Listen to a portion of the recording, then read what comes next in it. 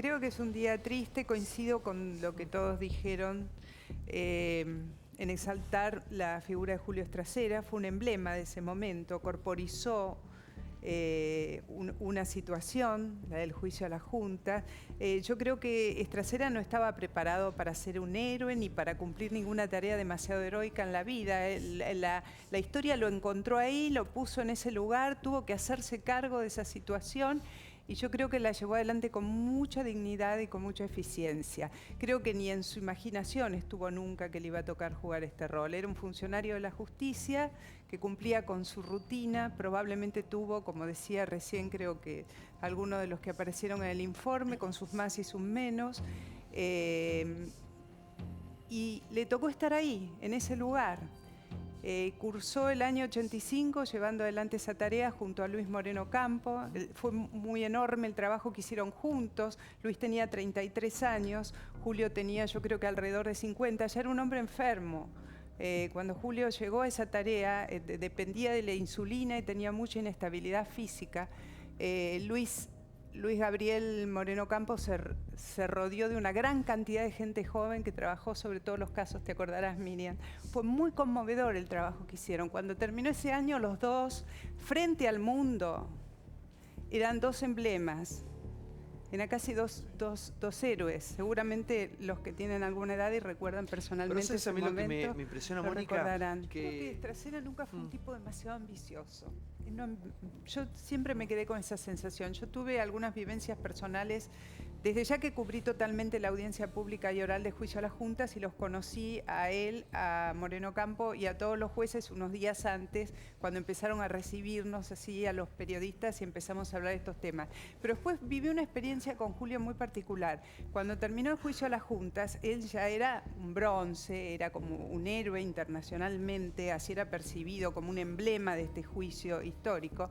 Y él hizo su primer viaje a Europa, invitado por el gobierno italiano, en principio, y el español. Para el tramo italiano yo fui convocada para acompañarlo como una especie de asistente de prensa. Y Julio era de una sencillez, de una humildad. Como primera cosa, él no se reconocía como el hombre que había cumplido esa función prácticamente. La recepción que tuvo en Italia fue impresionante. Fue impresionante. Yo me reía recién cuando decía lo de la custodia, porque no bien pusimos pie en Roma, lo pusieron bajo la custodia de la policía secreta. Y él renegaba de las custodias, renegaba de todo, se escapaba de los hoteles para hacer pequeños trámites en la calle, porque era un tipo muy sencillo. Era la época que no había celulares y por él no quería gastar en el hotel y salía corriendo a buscar un teléfono público para hablarle a los hijos. Yo recuerdo otras cosas que no voy a contar para no personalizar, de gestos mínimos, pequeños, que ha tenido conmigo en esa escena. Era muy conmovedor ver a ese hombre, a quien todo el mundo lo miraba como a un héroe, hacer cosas tan sencillas de la vida cotidiana. Por eso coincido con lo de la humildad. Entonces, al no ser un tipo especialmente ambicioso para sí, reivindicaba sus convencimientos profundos en cada momento. Y en este momento él pensaba lo que dijo ahí y ahí se paraba. Y si tenía que pagar un precio, como lo pagó, porque la verdad que los últimos años ha sido basureado, maltratado, humillado, y se la bancaba y seguía adelante. Pero Mónica, ¿no hay ahí dos políticas de derechos humanos? Es decir, una la de Alfonsín Estracera y otra la de este gobierno. Mira, no sé, no me parece que sea el día para entrar en ese debate. Yo creo que el juicio a las juntas representó algo enorme en ese momento, en un contexto, bueno, Miriam te lo puede decir, lo ha reflejado muy diferente al actual. Claro. Había riesgo. Acá está Campolongo, que también vivió esos años, como vivió la Semana Santa del 87, cuando dijo lo del pasaporte. ¿Cuántas veces? Nosotros hacíamos el noticiero con el pasaporte acá y sabíamos por dónde se escapaba la Embajada de Italia, llegado el caso, si copaban el canal, ¿sí o no? ¿Sí o no? Y teníamos directivas muy precisas de lo que teníamos que hacer. Y había amenazas de muerte todos los días, ¿sí o no, Miriam? Listas de condenados supuestamente a muerte entre los periodistas, los que claro, querían escuchar la Junta. Hay que situarse en ese momento. Quería contarles algo también, que por ahí Miriam no lo vivió porque los que iban a testimoniar no podían participar de las audiencias. Tuviste que esperar hasta ese día, no sé si después pudiste participar. En los juicios orales el mecanismo es uno no puede participar. sino en la primera audiencia y después no puede volver a entrar a la sala hasta después de testificar. Cuando comenzó cuando iba a comenzar la audiencia pública y oral, hubo una cantidad enorme de acreditados, de periodistas acreditados del país y del mundo. Yo estaba acreditada por el Canal 7, ATC en aquel entonces. Carlos era el conductor, éramos conductores de un noticiero y yo me iba a la tarde a la audiencia. Y me acuerdo que arrancamos con las bandejas llenas de periodistas, muchos del ámbito internacional, y con los días iba cayendo el número, iba cayendo, y algunos pocos pidieron relevo y otros directamente no fueron más, porque la verdad es que el testimonio sostenido a lo largo de los días y de las horas era insoportable. Era insoportable, había que tener una fortaleza psíquica y emocional sumamente fuerte para bancar los relatos. Y de hecho, después creo que Somigliana hizo un video, un raconto con todo el material.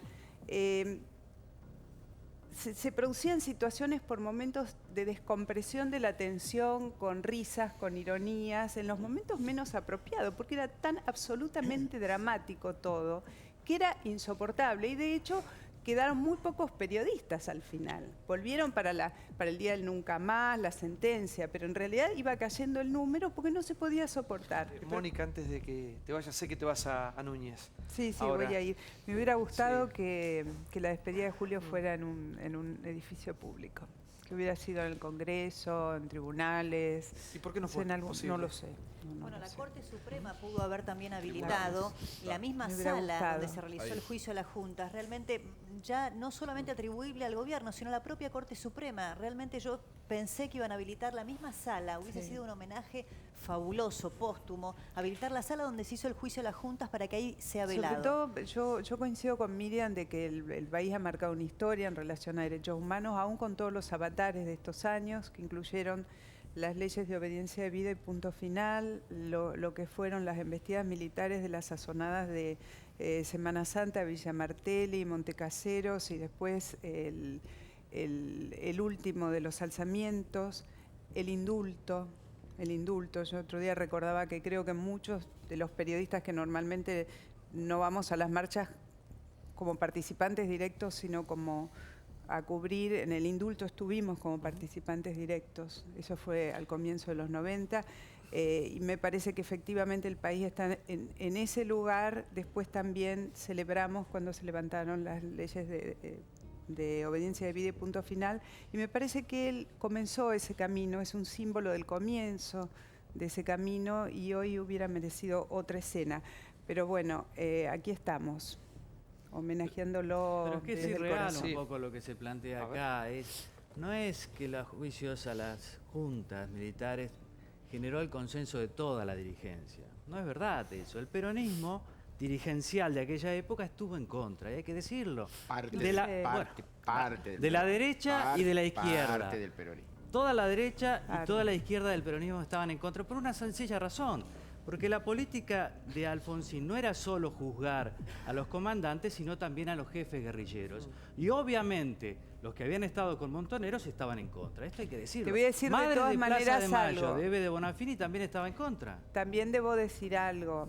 Cuando vinieron Alfonsín, los alzamientos militares, Campolongo puede hablar desde el peronismo, estábamos los dos en el canal del Estado y él era peronista y era el gobierno radical. Cuando vinieron los alzamientos, adentro de la Casa Rosada, en la primera hora, había dirigentes radicales y había dirigentes peronistas, acompañando, rodeando a Alfonsín y ayudándolo en momentos tan difíciles. Pero no eran los que comandaban el partido, no estaba Vicente Leónides Sadi. No, todos no estaban, nunca están todos en todas partes. En aquel momento... Porque con Semana Santa, no confundamos los hechos. En Semana Santa, donde peligra la democracia, estuvo Antonio Cafiero y se jugó. Pero acá estamos hablando de los decretos de diciembre del 83. Estamos hablando de la CONADEP. Luder quería la 84. Y claro, Luder quería la autoamnistía. ¿Verdad? Eso hay que decirlo, pero Raúl... Sí, Ricardo, a ver, hubo la ley de autoamnistía que cayó y el Consejo Supremo de las Fuerzas Armadas se negó a enjuiciar a los militares. Entonces fue a donde fue la causa. Sí, después, no, pero hay que también decir que después del juicio a las juntas hubo otros juicios, si mal no recuerdo. Sí. El juicio a Camps y los que siguieron. Digamos, un proceso que se terminó interrumpido por las leyes de obediencia debida y punto final y los sucesos Carapintadas en el medio. Cuando Alfonsín tomó decisiones que no fueron simpáticas para muchos de nosotros, pero que seguramente habrá tenido sus razones muy profundas para tomarlas, ¿sí o no? Entre otras, evitar un baño de sangre, porque la verdad que había amenazas muy puntuales de atentados discriminados. Carlos, vos te acordás perfectamente la lista de antes de la tablada, de gente que estaba siendo amenazada y así tantas otras cosas. O sea, son decisiones que se tomaron en un determinado contexto que no fueron muy gratas.